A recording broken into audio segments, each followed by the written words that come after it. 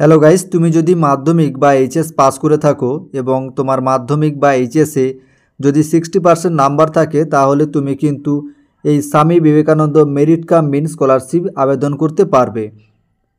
আর এই স্কলারশিপ আবেদন করতে গেলে তোমাদের কি কি ডকুমেন্টস লাগবে তা কিন্তু আজ এই ভিডিওতে আমি তোমাদের জানিয়ে দেব। তুমি যদি নতুন অ্যাপ্লাই করো বা তুমি যদি রিনিউয়াল করতে চাও তোমাদের কি কি ডকুমেন্টস লাগবে সেটি কিন্তু জানার জন্য তোমাদের এই ভিডিওটি শুরু থেকে শেষ পর্যন্ত দেখতে হবে। তো চলো ভিডিওটি শুরু করা যাক। তো Swami Vivekananda merit cum means scholarship এটি আবেদন করার জন্যে তোমার কি কি ডকুমেন্টস লাগবে সেটি যদি তুমি জানতে চাও তাহলে তোমাকে প্রথমে এই ওয়েবসাইটটিতে আসতে হবে sbmcm.wb.gov.in। এই ওয়েবসাইটের লিঙ্ক আমি তোমাদের সুবিধার্থে ডেসক্রিপশানে দিয়ে রাখবো, তুমি তার উপরে ক্লিক করেও এখানে চলে আসতে পারবে। এই ওয়েবসাইটে চলে আসার পর তুমি এখানে একটি অপশান দেখতে পাবে হাউ টু অ্যাপ্লাই, এর উপরে তুমি ক্লিক করবে। এখন এখানে তুমি একটি লেখা দেখতে পাবে documents two be uploaded for fresh and Kanyashree application. তো তুমি যদি নতুন অ্যাপ্লাই করতে চাও এই SBMCM স্কলারশিপ বা Swami Vivekananda merit cum means scholarship, তোমাদের কি কি ডকুমেন্টস লাগবে তার লিস্ট কিন্তু এখানে দেওয়া রয়েছে। তো দেখে নেওয়া যাক স্বামী বিবেকানন্দ স্কলারশিপে প্রথম অ্যাপ্লাই করার জন্য বা ফার্স্ট টাইম অ্যাপ্লাই করার জন্য কি কি ডকুমেন্টস লাগে। তো প্রথম যে ডকুমেন্টসটি লাগবে সেটি হলো তোমার মাধ্যমিকের মার্কশিটের জেরক্স। অবশ্যই সেটি কিন্তু বোথ সাইড হতে হবে, অর্থাৎ সামনের পেজ এবং দ্বিতীয় পেজ দুটো পেজের বোথ সাইড কিন্তু তোমাকে এখানে আপলোড করতে হবে। তো মাধ্যমিক এক্সাম বা মাধ্যমিক পরীক্ষা যে মার্কশিট রয়েছে সেটি তোমার লাগছে। দ্বিতীয় যে ডকুমেন্টসটি লাগছে সেটি হলো marksheet of last board exam. তুমি শেষ যে এক্সামটি দিয়েছো, সে তুমি মাধ্যমিক এক্সাম দাও বা এইচএস এক্সাম দাও বা গ্র্যাজুয়েশন করো, লাস্ট যে এক্সামটি দিয়েছো সেই এক্সামের যে মার্কশিট রয়েছে সেটি কিন্তু তোমাকে আপলোড করতে হবে, সেটিও কিন্তু বোথ সাইড আপলোড করতে হবে।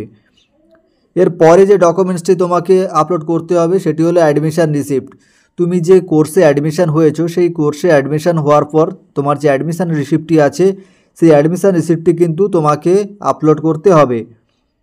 এরপরের যে ডকুমেন্টসটি আছে সেটি হলো ইনকাম সার্টিফিকেট। যদি তুমি কন্যাশ্রী অ্যাপ্লাই করো বা K3 অ্যাপ্লাই করো তাহলে কিন্তু তোমার এই ইনকাম সার্টিফিকেটটি লাগবে না। আর তুমি যদি জেনারেল অ্যাপ্লাই করো তাহলে কিন্তু তোমার এই ইনকাম সার্টিফিকেটটি লাগবে।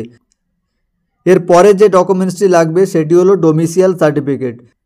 আর এই ডোমিসিয়াল সার্টিফিকেটের মধ্যে তুমি আপলোড করতে পারো আধার কার্ড, ভোটার কার্ড বা রেশন কার্ড। এছাড়া তোমাকে আপলোড করতে হবে তোমার যে ব্যাংকের পাসবুকটি রয়েছে সেই পাসবুকের প্রথম যে পেজটি রয়েছে সেই পেজটি জেরক্স। সেখানে কিন্তু অবশ্যই অ্যাকাউন্ট নাম্বার বা IFSC কোডটি থাকতে হবে, না হলে কিন্তু তোমাদের সেই জেরক্সটি গ্রান্টেড হবে না। এছাড়া তোমার যদি ইয়ার গ্যাপ থাকে তাহলে তোমাকে আপলোড করতে হবে HOI বা হেড অফ দ্য ইনস্টিটিউশন যিনি রয়েছেন তার থেকে একটি ডিক্লারেশন লেটার।